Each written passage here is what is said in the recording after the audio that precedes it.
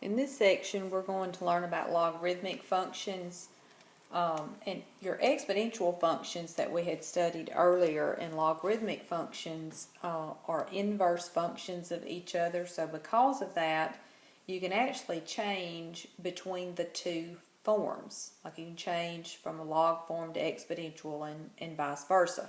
So that's what I have here. So of course this first part represents something being in log form. Now, when it's in log form, you do have a little subscript here, which is referred to as the base. And I'll explain about this being an exponent in just a minute. But this part of your log is referred to as its argument. Okay, so if you're starting out with something in log form and you're wanting to change it over to exponential form, I always start by identifying what's going to be my base and what's going to be my exponent, and that's the two things that I have labeled. So whatever the value is for the base of your log is actually used as the base for your exponential. So if this is a base, then it has to have an exponent. Well, back over in the log form, what you use as your exponent is what your log is equal to. So whatever your log is equal to, that's then used as your exponent. And then your argument of your log is what your exponential then is equal to. So what we're going to do first is just look at changing from one form to the other. Okay, so the first section here says to write the equation in exponential form. So obviously it's in log form. I mean, it's got the log. So based on what I just showed you, your base of this log is 2. So you use this as the base in your exponential form, which means you need to raise it to a power. That's going to be what the log is equal to. And then this is going to be equal to what you have in your argument, which is 64. Now, if you actually calculated that, you would know that you did it correctly because 2 to the 6th power is 64. Okay, now just going in reverse order with these two, we're starting out with exponential form and we're going to change it over to log form. So I'm going to go ahead and put my equal sign and put my log. Okay, so my base that I have here is 8. So that has to be the base of the log. That's the subscript. Okay, my exponent, here I just happen to be using a y. So that's what your log is going to be equal to. And what your exponential is equal to, the 300, is then used as the argument of your log. So that would be the correct way to change that over.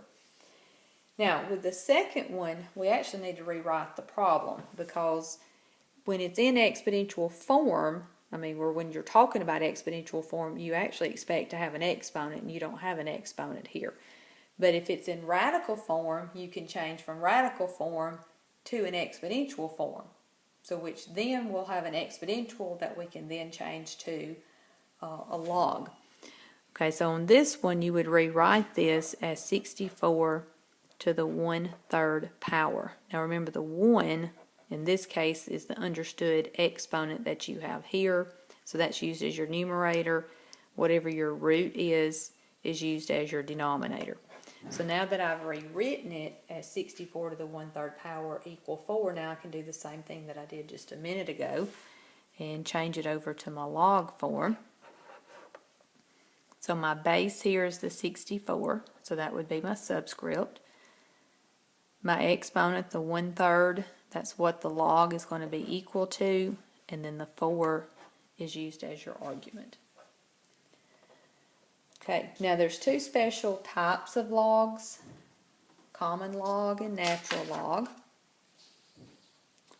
When you have what is referred to as a common log, that means your base has to be a 10.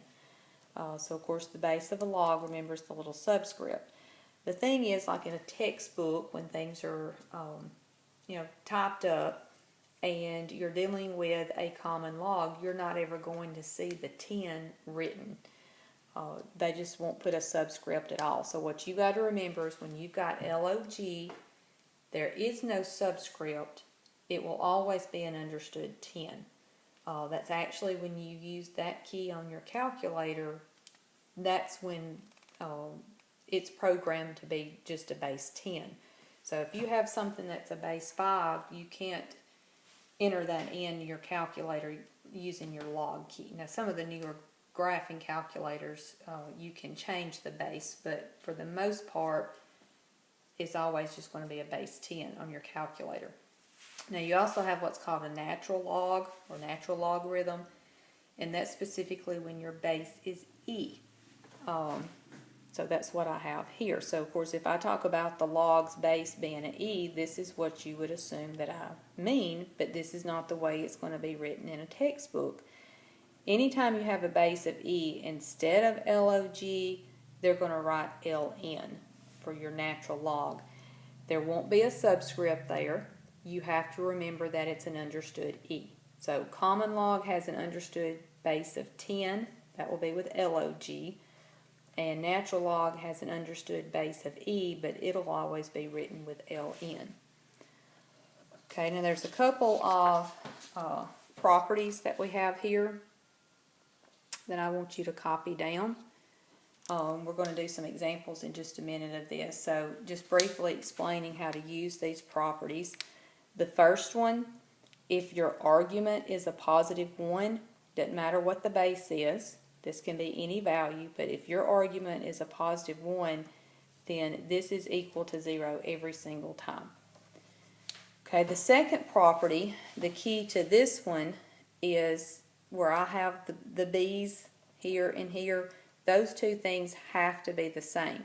So if you have the same value in both of these spots, then this is going to be equal to whatever you have here. So like if I have log base 5 of 5 to the second power, which means I'd have a 2 here, then it's going to be equal to 2. Okay, the third one, your log is actually going to be in your exponent. The key here is these two have to be the same. So whatever number I have here, I have to have the same number here, and then it will be equal to whatever I have in that argument. Now these properties apply to common logs and to natural logs both. So it works in all circumstances, whether it's a base of 5, a base of 2/3, or a base of e. It works for all logs.